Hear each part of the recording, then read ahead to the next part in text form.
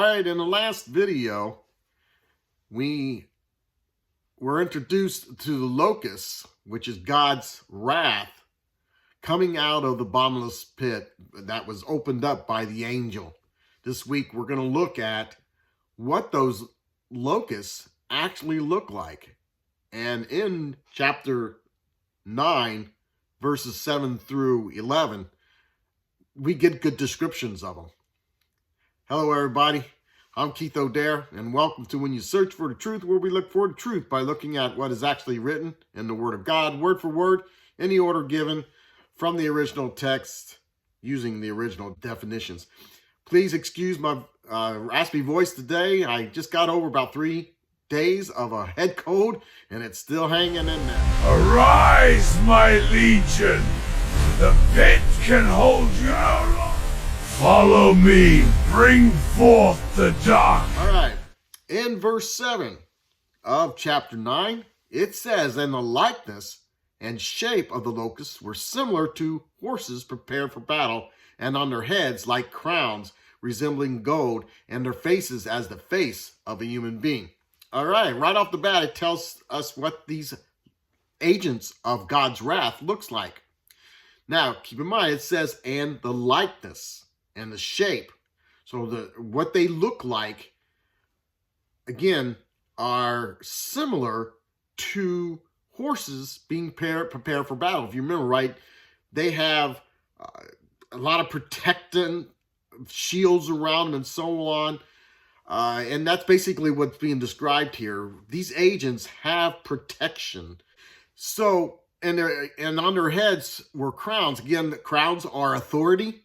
The authority was given to them by God, but also they were given authority by whoever sent them out. And if we find out in verse 11, that is the king of the bottomless pit, and we'll get into that in a second. And their heads were crowns resembling gold. Gold is, again, righteousness and majesty, but it also could be someone that God's using on earth at this time to dish out the wrath of God. And it could be as simple as the Antichrist or a government thereof. And their faces were as the face of a human being. So right off the bat, it tells you these agents of God's wrath are human beings. They have faces like human beings. And verse 8, and having hair as a hair of a woman, and their teeth were like lions. So symbolically, that means they have things that are hanging from them that appear to be women's hair. And we're getting that in a second. Let's go through verses 7 through 10 first. And then we're going to look at something today that has an eerily resemblance to what we're describing here in chapter 9, verse 7 through 10. And again, their teeth were like lions. Otherwise, their bite, their effect is ravage. They ravage people, but they don't kill them. Remember, it just people seek death, but they don't find death. It just finds that pain and agony that is given to them. All right, in verse 9, and having the breast made of iron. Remember, we were talking about how John's describing in first century terminology. And he sees these agents of God's wrath having breastplates that look like iron. Well, and it could be iron. If you look at most tanks and helicopters and planes and so on, they have steel, iron, that as their protective vest. So it's not beyond the imagination to see that's exactly what he's describing right now. And the sound of their wings were as the sound of chariots, like many horses running to battle. If you heard a helicopter go across the sky, and it had multiple helicopters go across, it sounds exactly like that. A horse or many horses running to battle. Verse 10, and having tails like scorpions, otherwise out of their tails come this instrument or this way they are delivering, or their delivery systems of the pain and suffering. And the worst stings were in their tails, and the power to hurt men were 5 months. Again, we have the wrath of God lasting 5 months.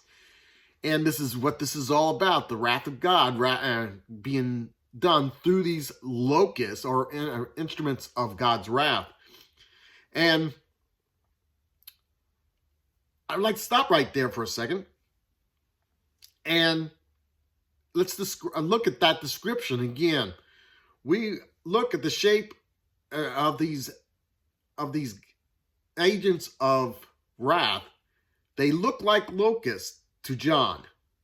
And if you will, and by all means, bring up in the comments below as to if you have any other description, but your mind has to start thinking about if today is the end of days or end of times, it is weaponry that we could have today. What is becoming number one choice of the military today, and that is drones. Drones look exactly what John's describing today. I know back in the 80s, I read a book as The Late Great Planet Earth, and the author mentioned modern day weaponry. And I think he's not that far off, except for he didn't know about drones at that time. And what we're seeing now is drones or locusts comes out. They're small and they swarm. So again, drones, they look like small little locusts. They have armament, like horses prepared for battle. Their heads, they have the authority, so they're being controlled by the powers that be at this time. And they have faces, otherwise they look at these people as faces of human beings. And if you look at a drone, they have cameras, and behind those cameras are individual human beings. Even though we are moving more and more to one human being working with AI, our artificial intelligence, to work these drones.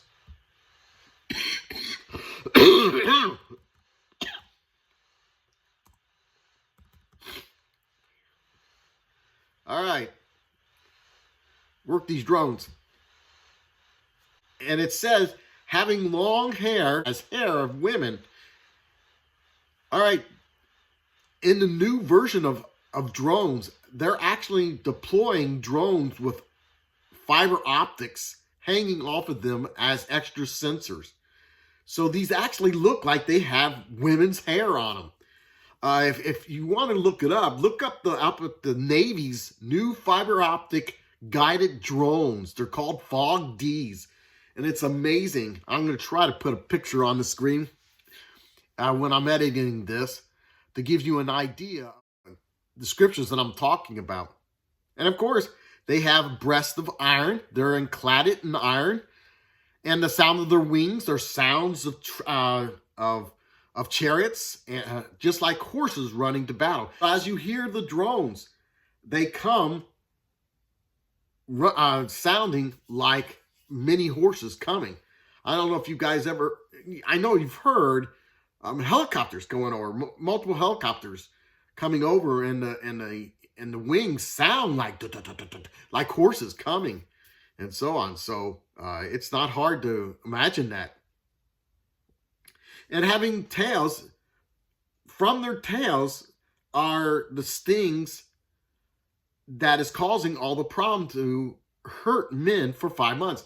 So they now have technology, and Russia has employed it, China has employed it, and the US has employed it, have drones that actually spray chemicals that burn but do not kill.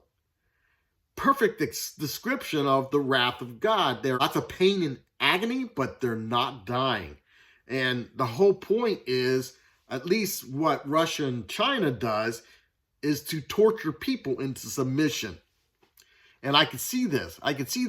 Here we have the church has been raptured out. They see that all they have left is the people that's left on the earth, and they're trying to whip them into submission. So it's not beyond imagination to imagine that occurring. So it's amazing. It's amazing. This is the first time in our existence that we have technology that reflects exactly what is being mentioned here in chapter 9, verse 7 through 10. Is that what it is? It's possible that it's not. It's possible that it is. But again, it's the first time in the history of mankind that we have technology that is descriptive of exactly what John is describing here. In verse 11, in the word for word, it says, and having a king over them, a ruler, someone that's actually running the game, and it is the angel or the messenger of the bottomless pit, which is God's wrath, whose name in Hebrew is Abaddon, but in the Greek tongue has the name Apollyon. Abaddon and Apollyon simply means destruction. So we have this person, whether knowingly or unknowingly, doing God's will, issuing out the wrath of God through these locusts, whatever they are, and it is causing destruction upon mankind. So, all right, if you have any questions or have any other suggestions, put them down below. Let's talk about it. It's an interesting time. The good thing about this is, as we grow closer to this time, we'll see exactly what's going on. Now, the beautiful thing about this is you and me, and I'm hoping you are one of those remnant of God that will be raptured out. We will not be here. We are not subject to the wrath of God. We will not be subject to this. This is why you and I need to get the word out, so our family members, our friends, and so on, acquaintances, are aware of this, and they turn to God too through Jesus Christ so they can escape this. Hope you're enjoying it. Till next time, shalom. Arise, my legion! The pit can hold you no longer! Follow me, bring forth the dark